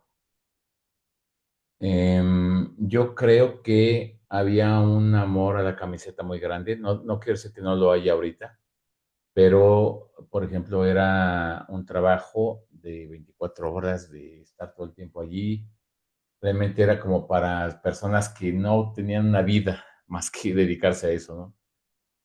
Ha cambiado el régimen laboral, ya no puede ser de esta manera porque es un régimen inhumano, pero la verdad es que sí se requiere un compromiso, pero no solamente de fiscales, sino de toda la organización en sí. Yo creo que sí se han hecho detenciones últimamente, ha habido grandes operativos. Sin embargo, el gran problema que tenemos es que ha proliferado tanto la delincuencia organizada a nivel nacional que ya no es tan escandaloso como antes. Es decir, antes decían, ya detuvieron a tal líder del cártel, y era un escándalo y todo una noticia, pero porque se dedicaba mucho a buscar a esas personas. Pero es que ahora prolifera uno aquí, y ahora otro acá, y ahora otro acá, y otro acá. Entonces, el incremento desmesurado de la delincuencia organizada conlleva a que ya los operativos que se hacen, porque tengo entendido que lo siguen haciendo con gran ahínco, ya no son tan escandalosos como antes. Creo yo que el detrimento económico que ha habido en el país, la cuestión de que cada vez alcanza menos el dinero, genera que proliferen este tipo de organizaciones criminales que buscan precisamente tener dinero sobre todos los demás. Entonces, ¿qué pasa con esto? Ya a lo mejor hablemos con números, digo, imaginarios, ¿no? Si hubiera antes, por ejemplo, unos 10,000 delincuentes organizados en el país, ahora hay 5 millones, por ejemplo. Entonces, son números imaginarios, ¿no? No tengo las cifras exactas, pero el problema de esto es que este tipo de operativos que se hacen deben ser masivos. Yo creo que se requiere muchísimo más personal para poder contrarrestar un fenómeno que está creciendo, porque no podemos esto ocultarlo con un dedo. La delincuencia organizada está creciendo. Este fenómeno es bastante complicado, se está dando a niveles ya de gran escala. Entonces, ¿qué pasa? Como hay un detrimento económico en el país, la gente pues elige delinquir. Y bueno, si bien son detenidos y procesados y castigados con penas muy altas, la gente a veces se arriesga con esta cuestión. Entonces, ¿qué tiene que haber? Tiene que haber mucho más incremento de operativos, mucho más incremento de personal, mucho más incremento de recursos para poder contrarrestar algo que nos puede llegar a comer en los próximos años. Entonces, sí es bien importante poder tener un freno real contra algo que está creciendo, porque si no se contrarresta, vamos a acabar, por ejemplo, como Colombia, en una parte del país donde ya no entraba el gobierno, era parte de las organizaciones. Estamos todavía a tiempo. Yo creo que podemos nosotros llevar a cabo ese tipo de actividades como Estado mexicano y se tiene que voltear a ver lo que está pasando, porque realmente vivimos en un país, pero ¿quién se atreve a salir en la madrugada sin ningún problema? ¿Quién se atreve, por ejemplo, a salir en su coche en las carreteras en la madrugada sin tener ningún tipo de miedo? Es algo muy complicado y tiene que haber un ataque del Estado a ese tipo de organizaciones porque si no, vamos a generar una gran inseguridad nacional. Entonces, todavía estamos a tiempo. Y efectivamente, la pregunta es bastante interesante y creo que el maestro Alfredo Méndez conoce muy bien de qué estamos hablando cuando hablábamos de coordinación A, B y C en la CIEDO. Y sí, era realmente un régimen muy efectivo contra la delincuencia. Esperemos que se pueda recuperar, que sigan los operativos y sobre todo que haya una operación real del Estado contra ese tipo de organizaciones. Preguntan aquí también, magistrado, dicen, ¿considera entonces que se debe, me imagino, la delincuencia organizada a la violencia estructural del Estado y la falta de una política de prevención del delito real? Y de plano es algo integral. Lo integral es porque, ¿qué busca la delincuencia organizada? Dinero. Eso es lo que busca, dinero y poder.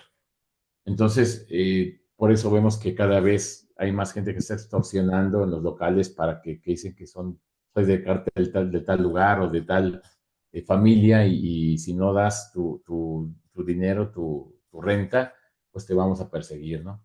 Entonces, ¿cuál es el gran problema de esto? Que la gente no denuncia primero. Y si denuncio, ¿qué me va a pasar si denuncio? Tercero, bueno, no hay un ataque frontal contra ese tipo de personas que llegan a extorsionar, por ejemplo, o contra los que secuestran, o contra los que llevan a tráfico de narcóticos. Es algo integral. Lo que ha pasado en México es que el detrimento económico que ha tenido el país por ese tipo de actividades está mermando precisamente en la economía del país y nos lleva a que entonces prolifere cada vez más la delincuencia organizada. Si no hay una lucha integral de prevención general, prevención especial, de contrarrestar con el aparato del Estado ese tipo de organizaciones, por un lado. Por otro lado, llevar a cabo también programas de prevención del delito, saber en qué teléfonos podemos denunciar sin que nos pongamos en peligro. Hay teléfonos precisamente de las fiscalías en delincuencia organizada que pueden recibir denuncias anónimas sin que demos nuestro nombre. No lo hacemos ni siquiera anónimamente. Entonces es algo integral. Colaboramos Estado y ciudadanos al normalizar esto. Realmente cuando veamos algo así, hagamos denuncia, aunque sea de manera anónima, para poder contrarrestar esto y eventualmente darle seguimiento. Porque de lo contrario, este tipo lo que en su momento en el 97 intentó contrarrestarse para que hubiera realmente un equilibrio y un poder del Estado sobre los grupos criminales, parece que ahora ya se está empezando a equilibrar en contra.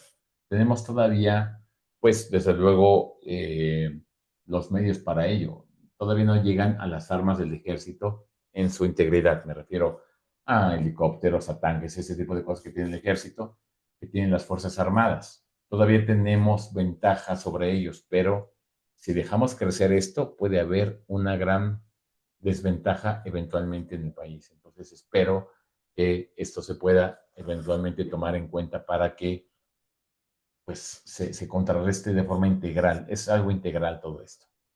Correcto, doctor. Por aquí hablan de las FARC de Colombia, que vamos para allá. Exacto, violencia estructural. Y, doctor, En relación al tema que estamos abordando, por ahí se habla también mucho del derecho penal del enemigo, ¿no?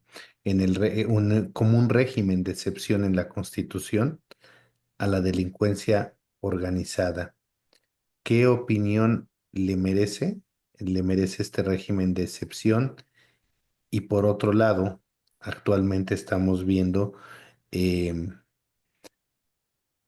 no sé hasta qué punto se pueda opinar en la situación que ahora vivimos con el país vecino, Estados Unidos, ¿no? Las determinaciones de declarar a los grupos, a los carteles como terroristas. Desde el punto de vista de la legislación mexicana, y ve que se ha hablado ahora mucho de la intervención de la soberanía, ¿no? El que quieren intervenir.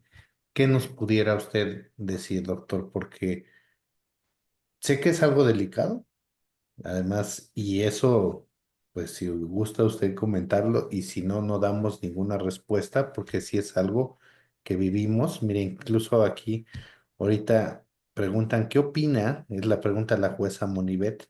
¿Qué opina del enfoque ecológico? A ver, ¿cómo está?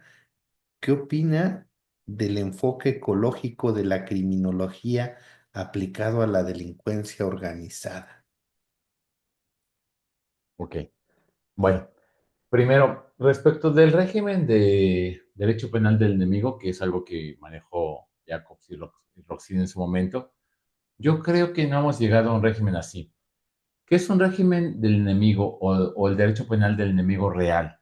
Cuando son enemigos del Estado. Un enemigo del Estado es, por ejemplo, hablemos de cosas reales. Estados Unidos contra el terrorismo. Es decir, donde los terroristas ya identificados como tales no tienen derechos. Pueden ser secuestrados, pueden ser privados de su vida, pueden meterse a su casa, pueden incluso hasta torturarlos en ciertos casos, porque está primero la seguridad nacional. Entonces, cuando son terroristas, son enemigos del Estado, no tienen derechos y pueden llevar a cabo cualquier tipo de arbitrariedad contra esto. Por eso Estados Unidos, si bien forma parte de la Convención Americana de Derechos Humanos, no la ratificó el Senado porque precisamente le hubiera sido obligatoria. Si la ratifica Estados Unidos, entonces ya tendría problemas para enfrentar el terrorismo. Estados Unidos vio esta cuestión y dijo, sí, soy parte de la convención, pero no la ratifico, no me es obligatoria, solamente me es ilustrativa. ¿Y qué pasa entonces? Que puedo contrarrestar violando derechos humanos contra un terrorista.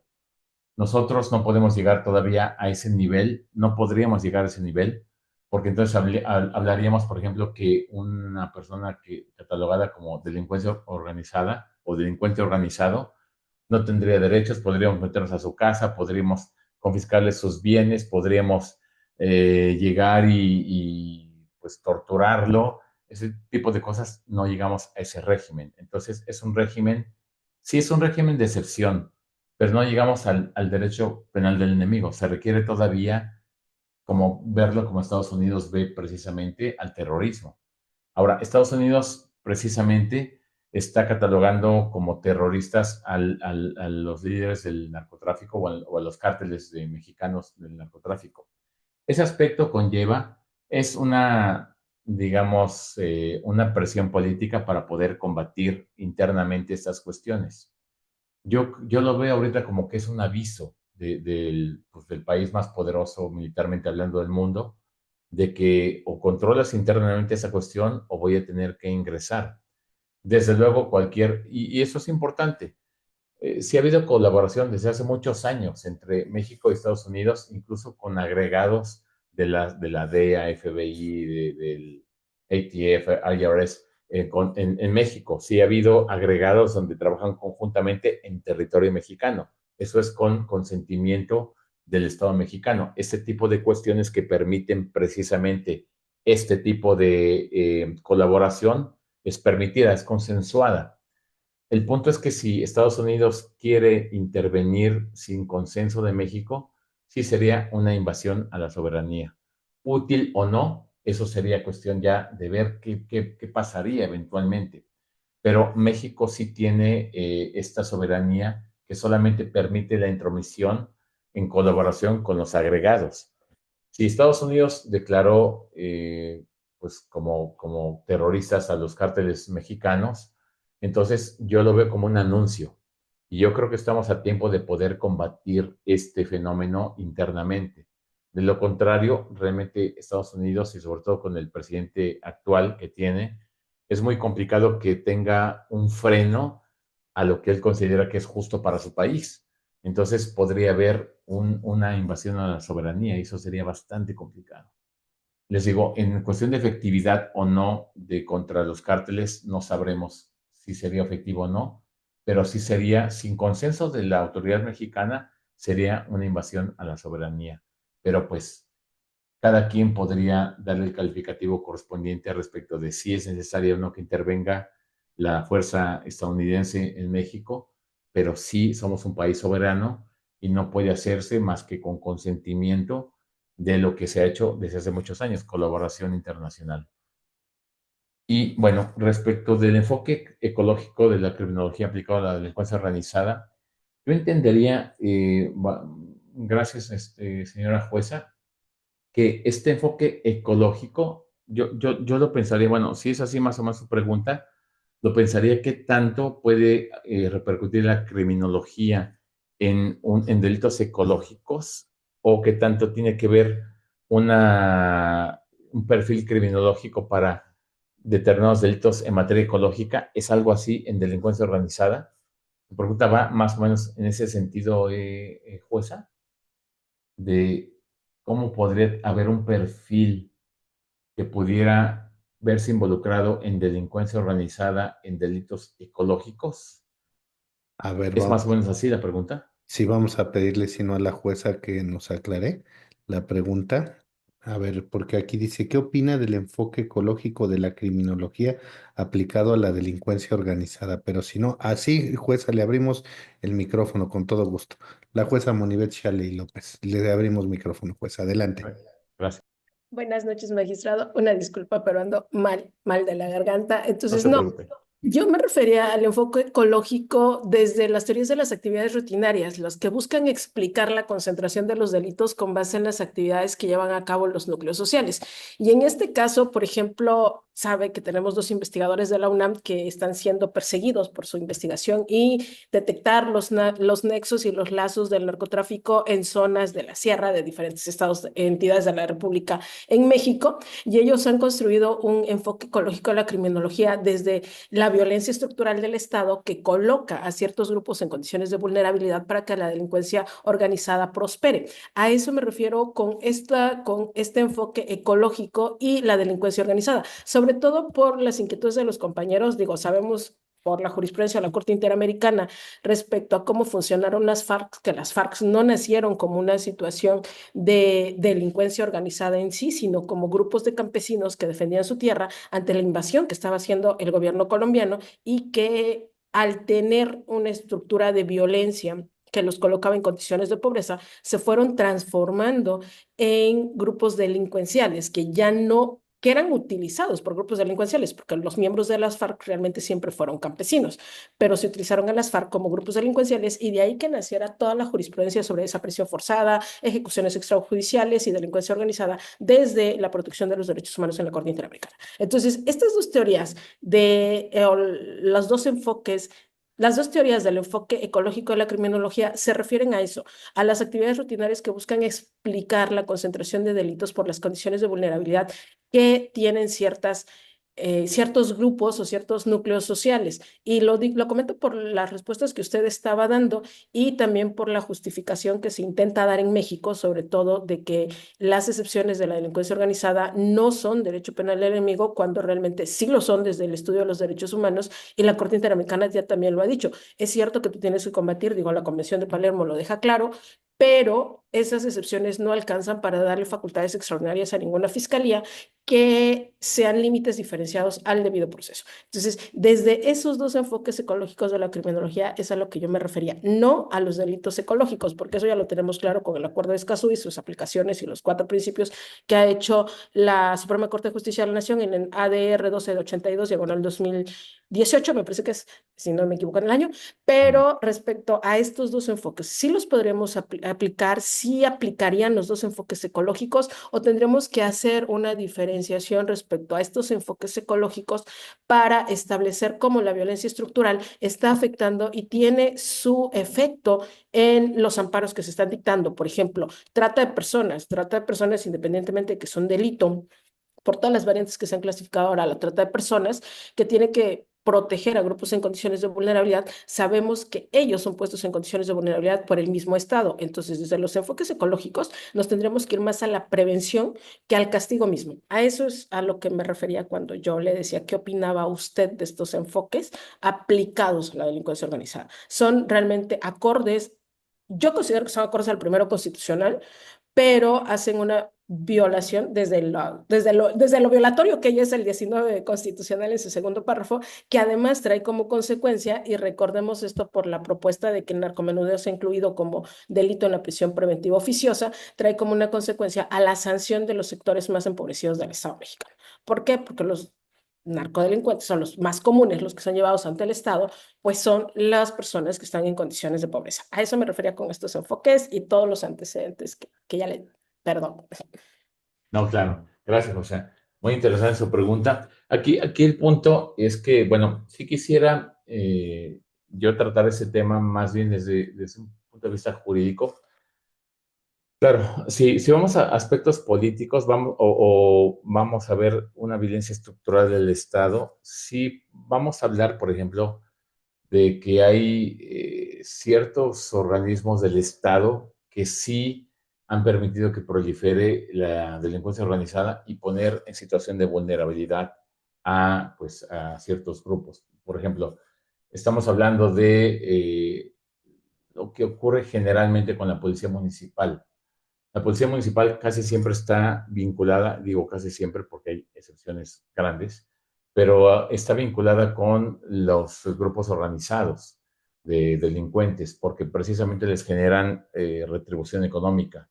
Esto genera que también le consiga inseguridad a la ciudadanía, le conlleve una inseguridad porque las personas que pueden, pues de alguna manera, a las personas que pueden acudir están pues metidos en las organizaciones. Por otro lado, claro, sí, no solamente en aspectos marginales, sino incluso también personales.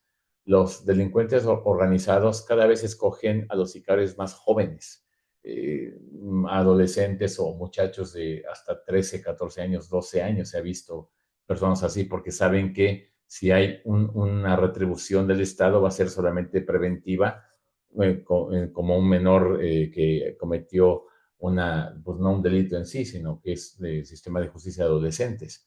Entonces, ese tipo de aspectos donde sí, el Estado sí ha, en general, ha facilitado que algunos grupos sociales estén vulnerables, campesinos, por ejemplo, o personas de comunidades apartadas que no tienen más que el régimen de delincuencia organizada como ley en ese lugar, sí permite la proliferación. De hecho, precisamente lo que hace la delincuencia organizada es tratar de negociar con las autoridades que están primeramente locales y después eventualmente un poco más regionales para poder llevar a cabo ese tipo de actividad.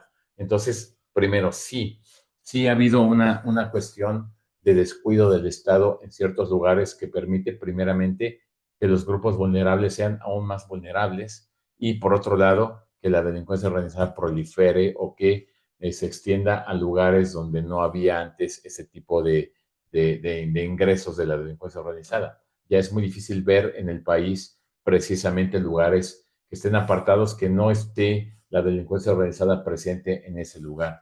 Entonces, sí, eso es algo que yo creo que es innegable, sí tiene que ver precisamente este enfoque ecológico que usted llama, los dos enfoques, tanto de prevención general como especial, pero sobre todo de proliferación de delitos en lugares que son vulnerables y personas vulnerables, sí las hay. También contratan ancianos que puedan disparar, porque saben que quizás pueden tener una sanción diferente en su casa por su senilidad y en diferentes aspectos. Déjenme, les comento algo que es público, lo puedo decir, son asuntos que yo llevé, pero es público esto, por eso lo puedo decir.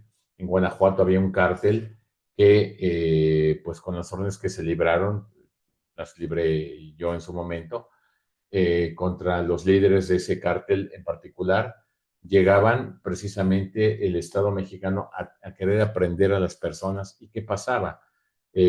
Aprovechando la vulnerabilidad económica, marginal, ideológica, cultural que tenían las personas, contrataban mujeres, niños y ancianos para que se tiraran en los tramos carreteros. Venía, por ejemplo, la Marina a detenerlos y niños y mujeres y ancianos se tiraban en el piso para que no pudieran pasar los oficiales. Entonces, pues, ¿qué pasaba? No pueden dispararles a ellos y los tenían que quitar casi de manera manual, levantarlos y quitarlos para poder avanzar, porque no se querían levantar, les pagaban por esa cuestión. Entonces, efectivamente, hasta que se llevó a cabo una vigilancia con un dron, se pudo localizar a la persona y eventualmente también detenerlos, a los líderes, y llevar operativos diferentes. Sí, es algo muy complicado. Una violencia estructural sí puede verse en algunos lugares en particular, sobre todo cuando son lugares donde no hay presencia de autoridad federal o de mayor fuerza como el ejército o la marina. Están policías más locales que son municipales o estatales muy regionales, donde están ellos de alguna manera involucrados con este régimen. Entonces, sí es bastante complicado esta situación en particular y el punto es que me parece que la solución que tiene que darse aquí es destinar mayores recursos a seguridad pública, porque de lo contrario estamos avisorando algo muy complicado que puede darse a través de estos entes criminales. Afortunadamente, todavía tenemos el control como Estado mexicano, todavía podemos hablar de que el Estado mexicano es el que se está imponiendo al régimen de delincuencia organizada, detenciones, procesos, todo lo que ha habido en particular. Pero si no se llega a contrarrestar, va a pasar, como lo pusieron ahí precisamente con las FARC en Colombia, que va a haber territorios que ya no sean ni siquiera mexicanos, sean de ellos. Entonces, sí es bastante complicado.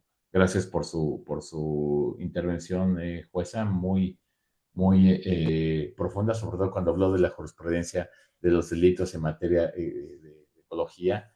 Y bueno, ya es una cuestión un poco más de fondo, tipo penal en blanco, que sí es permitido cuando son normas oficiales mexicanas, pero ese aspecto está muy interesante. Yo creo que lo vamos a profundizar en otra plática, pero gracias por su intervención y por las palabras también que dicen todos ustedes, que leo todas y cada una de ellas. De verdad, gracias por sus intervenciones. Bueno, doctor, pues son todas las preguntas. Creo que hay algunos comentarios por Facebook Live que siempre tiene usted la gentileza de responder, porque hemos visto que por ahí les contesta a todo mundo.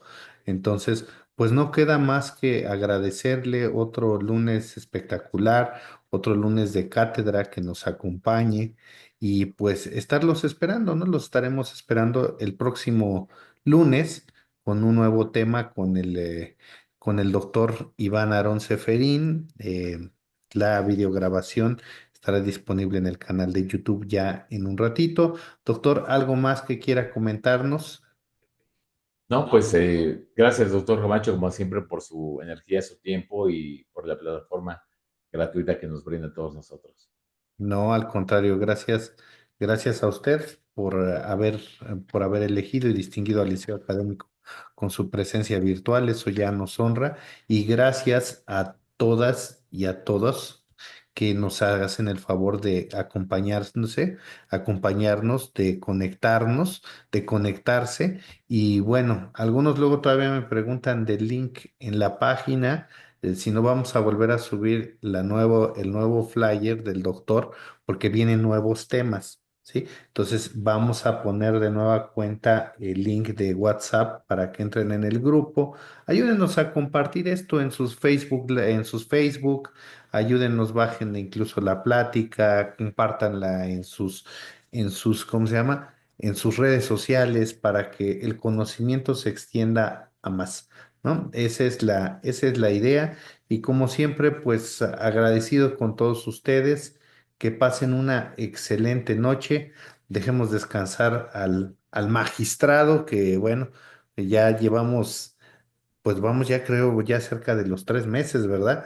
Que venimos trabajando los días lunes. Es un gusto y siempre con el ánimo, la disposición y la energía cuando hay esa empatía por sumar. Magistrado, un fuerte abrazo hasta donde se encuentre, un fuerte abrazo a cada uno de ustedes y nos vemos la próxima semana, primero Dios. Muchas gracias. Un abrazo a todos. Que descansen. Muy bien, buenas noches.